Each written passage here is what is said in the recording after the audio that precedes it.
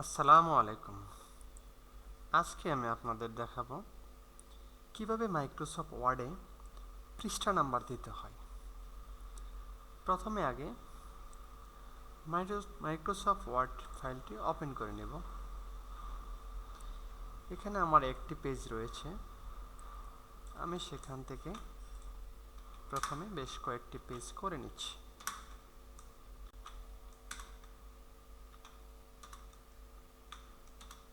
যাতে আপনাদের বুঝতে সুবিধা হয়। দেখুন, এখন এই ফাইলটিতে কোনো পৃষ্ঠা নাম্বার দেওয়া নেই। কিভাবে পৃষ্ঠা নাম্বার দেব? প্রথমে ইনসার্ট ট্যাবে ক্লিক করতে হবে। ইনসার্ট ট্যাবে ক্লিক করার পর পেজ নাম্বার অপশনে ক্লিক করতে হবে। Top page number. এখান থেকে আমি কোন পজিশনে পেজ নাম্বার দিতে চাই সেই পজিশন সিলেক্ট করতে হবে।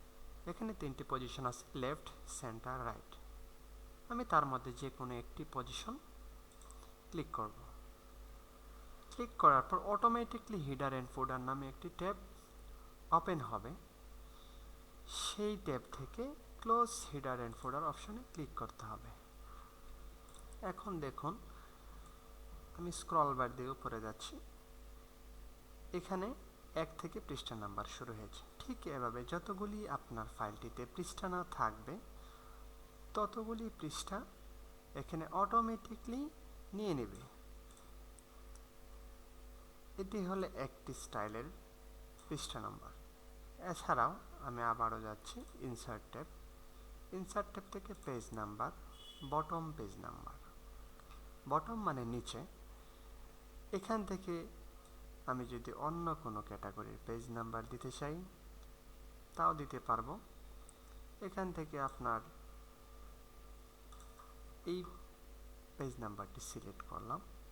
আবার হিডার অ্যান্ড ফুটার ট্যাব থেকে ক্লোজ হিডার অ্যান্ড ফুটার।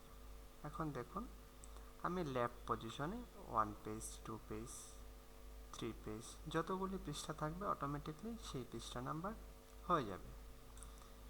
এছাড়াও আরেকটি পজিশন আপনাকে দেখাবো।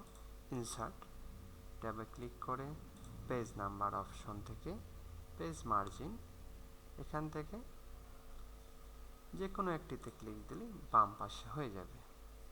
তারপরে হিডার অ্যান্ড ফোল্ডার ট্যাব থেকে ক্লোজ হিডার অ্যান্ড ফোল্ডার। আবার স্ক্রল করে নিচের দিকে আসব। উপরে দেখতে পাচ্ছি, নিচে দেখতে পাচ্ছি। আপনার এই ফাইলটিতে যতগুলি পৃষ্ঠা থাকবে ততগুলি পৃষ্ঠা অটোমেটিকলি হয়ে যাবে। এছাড়াও এখানে ইনসার্ট ট্যাব অপশনে ক্লিক করে page number, top page number.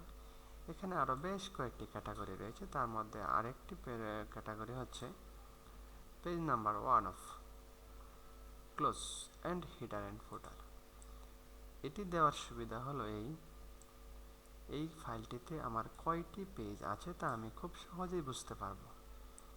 তা হলো 1 অফ 5 মানে কি, এই ফাইলটিতে আমার 5টি পৃষ্ঠা রয়েছে।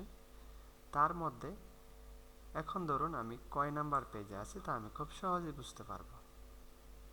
এখানে 3 অফ 5 তার মানে 5টি পেজের মধ্যে 3 নাম্বার পেজে আমি বর্তমান অবস্থান করতেছি। ঠিক এভাবে যতগুলি পৃষ্ঠা আপনি খুব সহজে ইজিভাবে পৃষ্ঠা নাম্বার দেওয়ার ফলে আপনি সহজে বুঝতে পারবেন। এখন যদি আমি পেজ নাম্বারটি রিমুভ করতে চাই, ধরেন আমার এই মুহূর্তে কোনো ক্ষেত্রে প্রয়োজন নেই, সেই ক্ষেত্রে কোথায় কিভাবে রিমুভ করব? এবার ইনসার্ট ট্যাব অপশনে ক্লিক করতে হবে। ক্লিক করে পেজ নাম্বার অপশনে ক্লিক করতে হবে। এখান থেকে রিমুভ পেজ নাম্বার। ঠিক প্রথমে যেভাবে ছিল আমাদের ফাইলটি ঠিক সেভাবে হয়ে গেছে। এখন আমাদের এই পেজটিতে কোনো পৃষ্ঠা নাম্বার দেওয়া নেই। আবার অনেক সময় দেখা যায় যে এখানে আমরা হয়তো অন্য ক্যাটাগরির পেজ নাম্বার দেব। তাহলে কিভাবে দেব? ইনসার্ট থেকে page number, format page number, number of. এখানে বিভিন্ন ক্যাটাগরির পেজ নাম্বার দেওয়া আছে। এখান থেকে আমার পছন্দ অনুযায়ী যে কোনো একটিকে সিলেক্ট করে ওকে প্রেস করলে আপনার অটোমেটিকলি সেই পজিশন সিলেক্ট হয়ে যাবে। এখানে আমার আরেকটু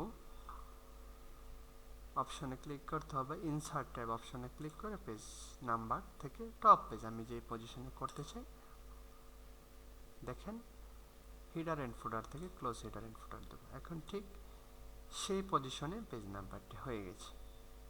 আমি যে স্টাইলটি এখানে ইউজ করেছি সেই স্টাইলে এখানে পেজ নাম্বারটি দেখতে পাচ্ছি।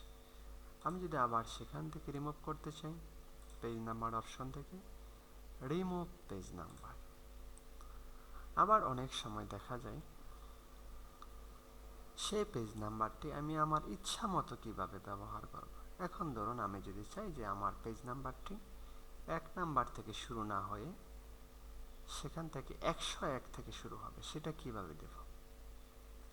তা যদি আমরা করতে চাই, ইনসার্ট ট্যাব অপশনে ক্লিক করে পেজ নাম্বার থেকে ফরম্যাট পেজ নাম্বার, এখান থেকে স্টার্টেড আমি কোন অপশন থেকে কত সিরিয়াল থেকে আমি দিতে চাই, উপরে যে নাম্বারটি রয়েছে সেখানে দিতে হবে 1 2 3, আর এখানে স্টার্টেড আমি কত পেজ নাম্বার থেকে আমি পেজ নাম্বারটি শুরু করব, দিয়ে ওকে দেব। ওকে প্রেস করে আমি আমার পজিশন সিলেক্ট করে দেব। এখন দেখুন আমার এখানে পৃষ্ঠা নাম্বার এই ফাইলটিতে 101 থেকে শুরু হয়েছে। ঠিক এইভাবে আপনি আপনার ইচ্ছা মতো যে কোনো নাম্বার থেকে আপনি শুরু করতে পারেন। তাহলে আজকে এই পর্যন্তই।